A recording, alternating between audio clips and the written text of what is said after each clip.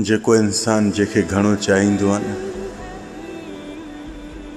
त चाहण वारो इंसान त ख़ामोश थी वेंदो आहे, पर जेके चाहींदो आहे न त उहो लिया पाए ॾिसंदो वतंदो आहे त काॾे वियो। जेको हर वक़्तु मूंखे पियो ॾिसंदो उहो काॾे वियो, नज़र ई नथो अचे काथे आहे। उनखे बि थोरो बेचैन कंदा कयो। हर वक़्तु पाण खे किराईंदा न कयो। जंहिं जाइ तां तव्हांखे इज़त न मिले न त उन जाइ तां थोरो पाण खे लिकाईंदा बि कयो। उन लिकाइण में इहो फ़ाइदो पवंदो अथव त अॻिलो इंसान जंहिंजे लाइ तव्हां एतिरो पाण खे दरपदर ज़लील था कयो, उहो अॻिलो इंसान पोइ लिया पाए थोरा ॾिसंदो आहे काॾे वियो मूंखे चाहण वारो, जेको हर वक़्तु मुंहिंजे अॻ में मुंहिंजे पोयों हूंदो, काॾे वियो। उनखे थोरो मौक़ो ॾियो मुंहिंजा सुहिणा। तव्हां पाण खे हर वक़्तु उन जे आॾो पेश न कयो। जेको इंसान तव्हांखे वणे थो न त उन खां थोरो किनारो बि कयो। हर वक़्तु उन्हनि जे साम्हूं बीहंदो त उहे तव्हांखे वरी हल्को सम्झंदा। हल्के सम्झण वारनि खे ॾेखारियो त असां एतिरा बि हल्का न आहियूं जेतिरा तव्हां असांखे सम्झो था। असां एतिरा बि हल्का न आहियूं जेतिरो असांखे तव्हां सम्झो था। यादि रख ए इंसान, रब तोखे बुलंदी ॾिनी आहे, बुलंदी खे सुञाण।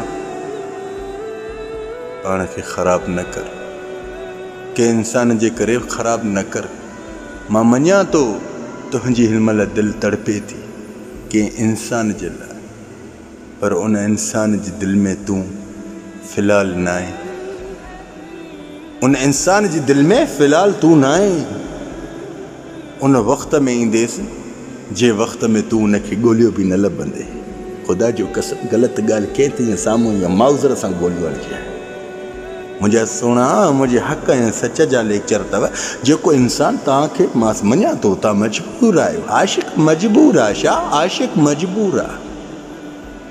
एतिरो बि मजबूर न थी जो अॻिले खे मजबूरी जी ख़बर पइजी वञे त पोइ यादि रखजांइ।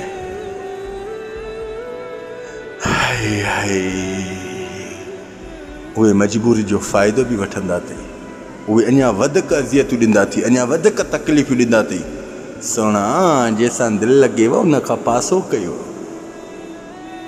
यादि रखो, इशारो ॾिबो आहे, कढ न लॻबो आहे। कढ लॻणु कुते जो कमु आहे। पोइ तूं कुतो आहे छा पोइ तूं उनजे कढ तूं लॻे? न लॻबो आहे मुंहिंजा सुहिणा। ग़लति मां तोखे नथो चवां, मथां तूं पंहिंजे दिलि ते आणे। यादि रख, रब पाक जे आॾो तूं हिकु गुलाब जो गुल आहे, ख़ूबसूरत में ख़ूबसूरत आहे। पंहिंजी इज़त न विञाए।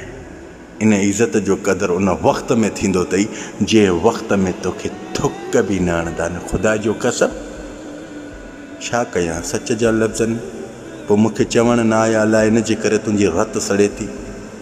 जज़ाकल्लाह ख़ैर, मां सलाम।